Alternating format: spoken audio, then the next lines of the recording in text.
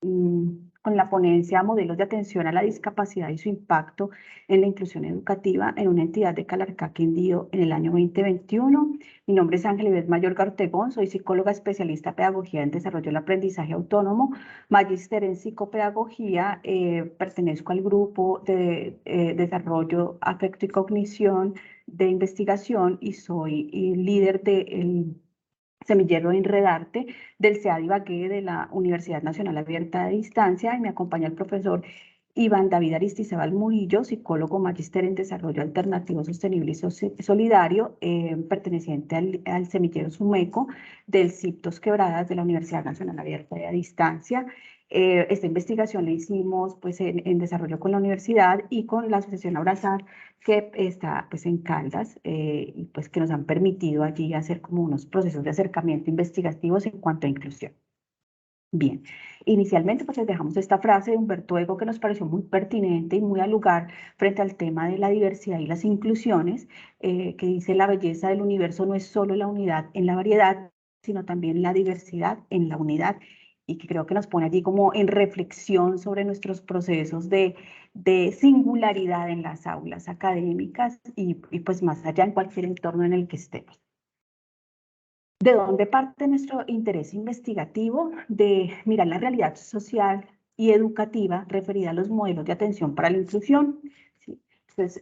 pues inicialmente, pues previendo como qué pasa con los modelos de atención, porque hablamos de inclusión educativa todo el tiempo,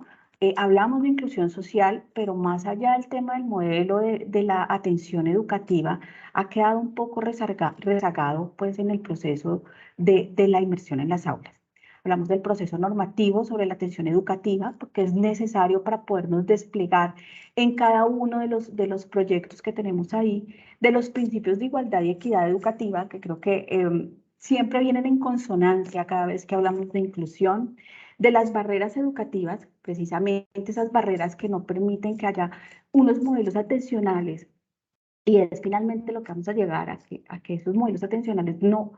son los pertinentes y los adecuados y se convierten finalmente en barreras educativas con el tema de la discapacidad, y pues a la inclusión como una propuesta de cambio social, pero también como una propuesta de cambio educativo, ¿sí? De allí parte nuestra necesidad de comprender un poco qué pasa en los sistemas educativos. Comenzamos con esta fundación, con esta asociación que nos da la posibilidad de hacer como una intervención cercana para el proceso. Como objetivos generales, como objetivo general nosotros tenemos describir los modelos de atención a la discapacidad y cuál ha sido ese impacto en la inclusión educativa en una entidad de Calarcá, ¿sí? Y para esta parte específica nos arrojamos a tener dos objetivos específicos. El primero, en caracterizar la población beneficiaria del programa de atención a la discapacidad para la inclusión educativa post pandemia en la entidad de Calarcá. Y el segundo, pues identificar los principales indicadores de inclusión educativa dentro de esos modelos de atención a la discapacidad. Frente a los referentes teóricos, pues en realidad hemos tomado 4 de la cantidad de abanico de conceptos que hay cuando hablamos de la inclusión, de la diversidad, ¿no? Y de la atención en educación. Hablamos un poco de la inclusión educativa, de la atención para la diversidad y pues finalmente lo que compete directamente, que serían esos modelos de atención para la inclusión. Teniendo en cuenta un poco esto, entonces hicimos algunas referencias, por ejemplo, al tema de la inclusión muy dadas a lo que actualmente, y con actualmente me refiero, digamos que hace unos años hacia acá se viene hablando del tema de la inclusión, porque de inclusión se viene hablando de años atrás, incluso hacia el 70 se hace un cambio de conceptos de necesidades educativas especiales para la inclusión a capacidades diferenciales en la diversidad, que viene tomando una fuerza, pero que no ha podido ser, digamos que no ha podido ser una conversación académica como tal sobre cómo generar estos procesos, sobre cómo hablar desde la parte teórica de estos procesos. Lo que sí bien tenemos claro es que al hablar de inclusión, como nombra allí Sánchez y Truel en el 2010, habla desde varias disciplinas, desde la multidisciplinariedad, desde lo pedagógico, desde lo psicopedagógico, pero desde la psicología, desde las licenciaturas, hacia una referencia de una respuesta, a decir la importancia que tiene hablar del individuo, pero del individuo diverso, ¿no? El individuo desde el entorno total. Para Peñaranda y Cobos hay una referencia muy interesante sobre la importancia de sustituir esos conceptos de integración y dejarlos un poquito dentro de la diversidad y dentro de lo que es la práctica dominante educativa frente al tema de la inclusión. Cuando hablamos de inclusión educativa, entonces allí tenemos a Granham y Sleep y a Molina, que hemos tomado como referentes, donde Granham nos da una noción un poco llamándonos a la limitación que tiene hablar de la inclusión y de los modelos de inclusión de una vez, ¿no? Y cómo hemos venido como utilizando mecanismos, pero que mecanismos que han sido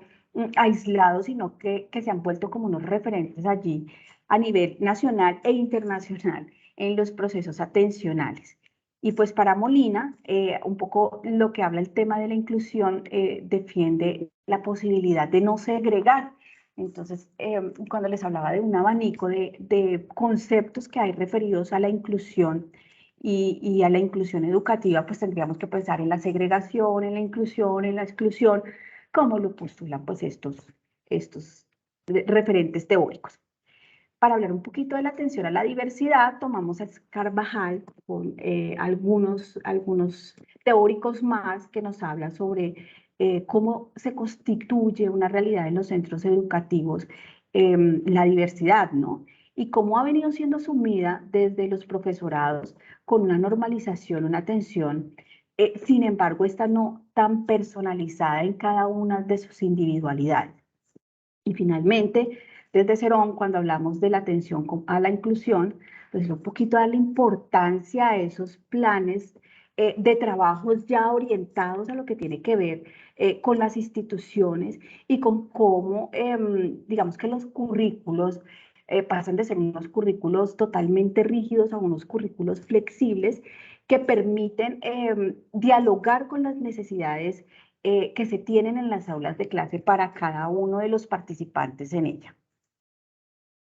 Frente al tema de la metodología, les contamos un poco que nuestra investigación pues, se realiza mediante un proyecto de investigación de Escuela PIE de la Universidad Nacional Abierta y a Distancia, UNAD, y que presenta una postura empírico-analítica desde un enfoque epistemológico, la cual implica el conocimiento del fenómeno a analizar, recabando desde la indagación documental hasta las experiencias observadas. ¿Sí? Entonces, nuestra propuesta de estar muy cercanos a la comunidad nos ha permitido pues, ponernos como en esta parte del proceso de conocimiento de este fenómeno, lo cual ha permitido de este modo un proceso de reflexión por parte de los datos y sus cualidades identificables y describibles. Por lo tanto, y en relación con las técnicas empleadas para el análisis de los datos de este trabajo de investigación, está basado en un enfoque de corte totalmente cualitativo de tipo descriptivo. Pues para hablar un poquito de las conclusiones, hemos encontrado algunas y algunas muy significativas que son pues las tres que hemos dejado acá. Inicialmente, el interés y la creación en las políticas públicas para la inclusión educativa. Definitivamente yo creo que tenemos que conversar un poco más y perder el miedo desde la parte docente un poco más a esa política pública que nos es tan ajena, pero que nos es tan necesaria comenzar a incursionar, sobre todo cuando hablamos del tema de la inclusión educativa. ¿Qué? Porque puede que estemos hablando de inclusión educativa y puede que haya la normatización, pero no la normatividad, pero no la suficiente. Y, por ejemplo, en temas de modelo de atención y en temas de modelo de intervención, que son pues dos aristas distintas, pero que de alguna manera están unidas, pues nos falta mucho generar esa política pública que promueva y que beneficie el bienestar de la gente que tiene discapacidad. Otro pues es el desafío de la formación docente. Definitivamente, digamos que los docentes que tenemos el interés en el tema de la inclusión educativa, pues hemos estado allí buscando muy inquietos en los procesos de investigación, ¿sí? Pero yo creo que desde esa postura de docentes también entendemos que hemos estado un poco desamparados en ese en ese desafío que tiene la formación del docente en la inclusión educativa por parte del Estado, ¿no? Comenzando y teniendo en cuenta que la educación pues es un derecho fundamental y que todo lo que va en ella, inclusive todo lo que promulga nuestra Ley General de Educación, pues lo que nos hace es un acercamiento y un llamamiento a que hay que seguir trabajando precisamente desde esa formación docente. Y por último, hemos llegado a concluir la importancia que hemos encontrado en esa pasividad social en cuanto al proceso de la inclusión educativa, ¿no? Y es que hemos quedado en un proceso de diagnóstico de las comunidades con discapacidad o con capacidades diferenciales de aprendizaje, porque en estas pues hay un mundo diverso, como veníamos diciendo, y pues nos tenemos que aterrizar más a programas de atención para la educación inclusiva, para la inclusión educativa. Finalmente, hemos generado una pequeña reflexión, haciendo como una lectura de todo lo que hemos venido ya trabajando en el tema, y es que no podemos realizar procesos compactos y homogéneos cuando se trata de la educación, y más aún cuando se habla de la discapacidad y de la educación inclusiva. Es importante notar las diferencias sociales, culturales e incluso las políticas en las cuales cada individuo se desarrolla, lo que conlleva pensar en una educación planteada en modelos que aterricen a las pluralidades, las diversidades, pero a su vez a las singularidades de la sociedad. La educación inclusiva, entonces, no tiene que ver solo con el ámbito escolar, sino con una puesta en escena para todos, llena de equidades e igualdades de las que tanto nos preciamos tener en el papel político y legislativo. Aquí están nuestros referentes bibliográficos. Muchas gracias por su atención y estamos atentos a sus preguntas.